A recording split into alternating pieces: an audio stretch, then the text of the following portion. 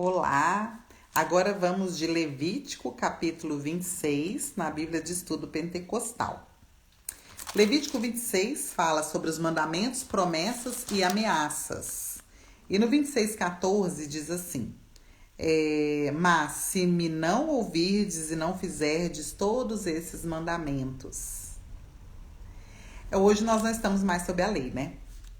Jesus já obedeceu, já cumpriu toda a lei, ele já obedeceu tudo.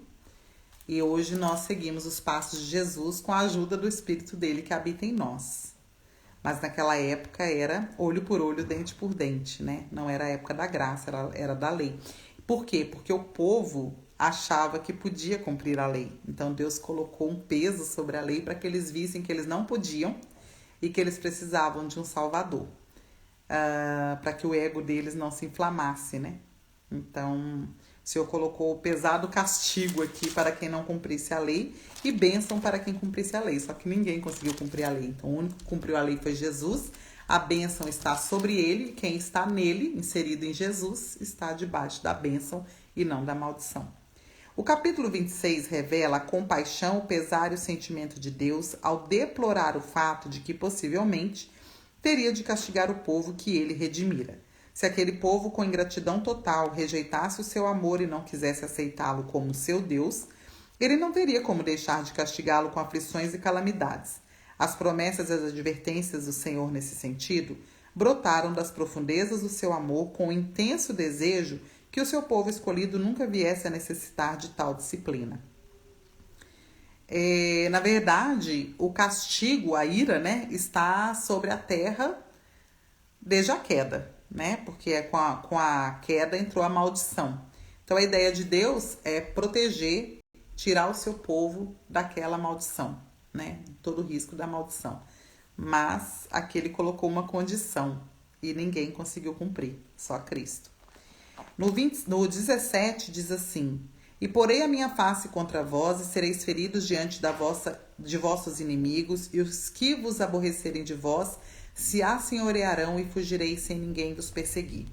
A maior tragédia do pecado, da rebelião e da desobediência a Deus é que ele pode pôr a sua face contra nós, retirar de nós a sua presença e solicitude, a sua graça e força. Em lugar disso, enfrentaremos seu juízo direto, bem como todos os problemas e perigos da vida, sem a sua proteção e direção. O preço de rejeitar a Deus e aos seus justos padrões é muito alto.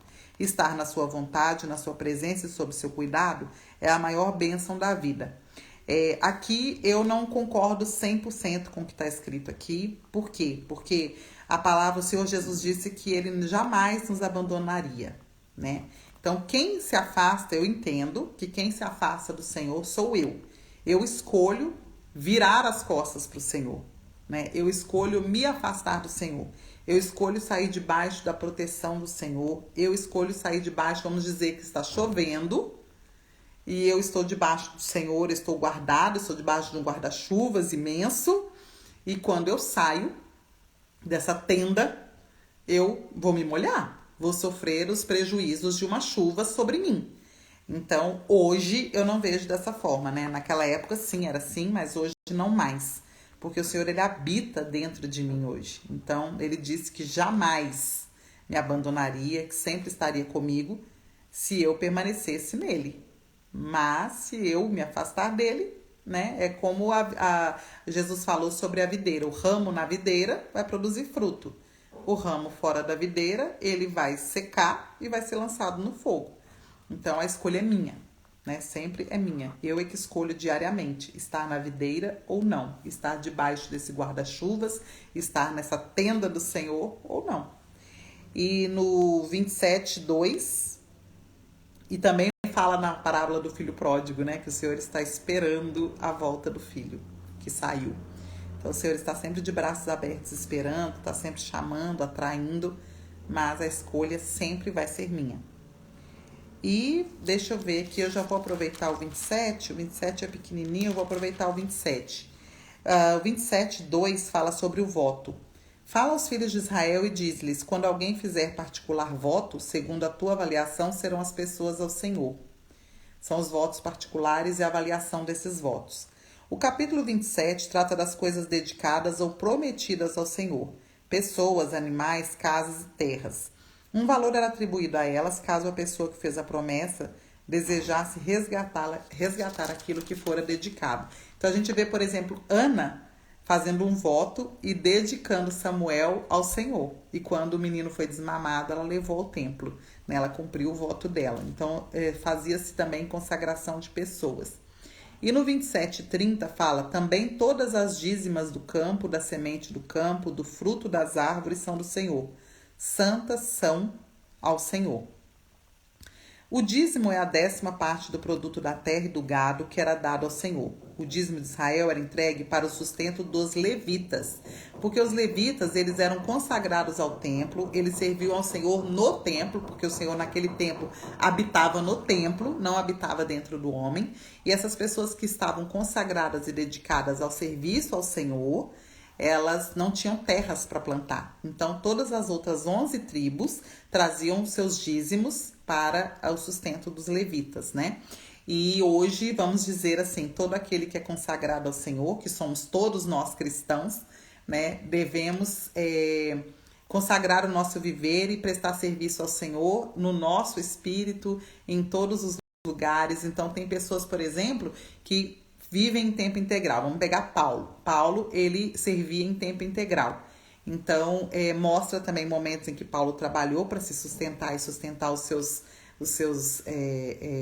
colaboradores, e momentos que Paulo recebeu ajuda financeira para isso também, para que ele pudesse se dedicar só à palavra, à oração, à pregação do evangelho.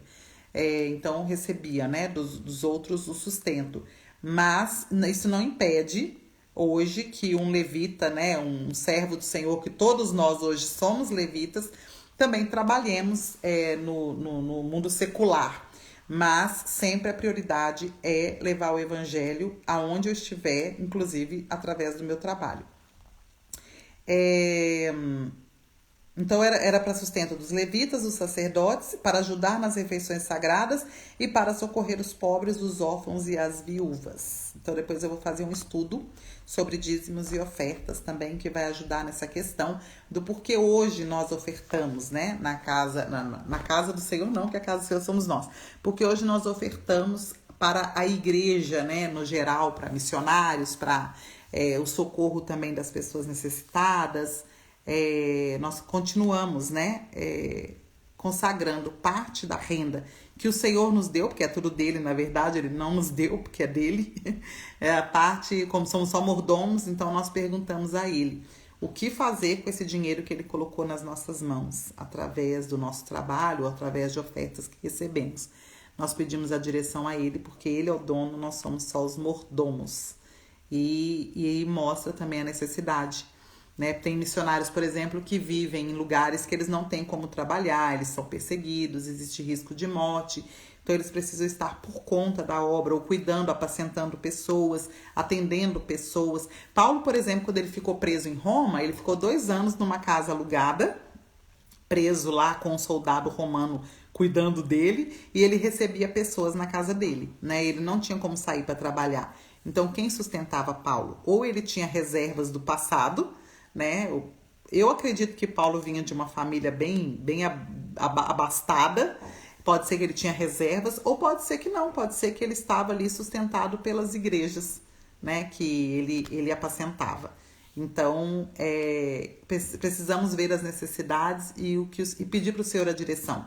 O que o Senhor colocar no nosso coração, precisamos estar disponíveis, porque 100% é dele. Não é só 10% que é dele. 100% é dele. E que nós peçamos a direção nesse 100% de como usar da melhor maneira. Amém?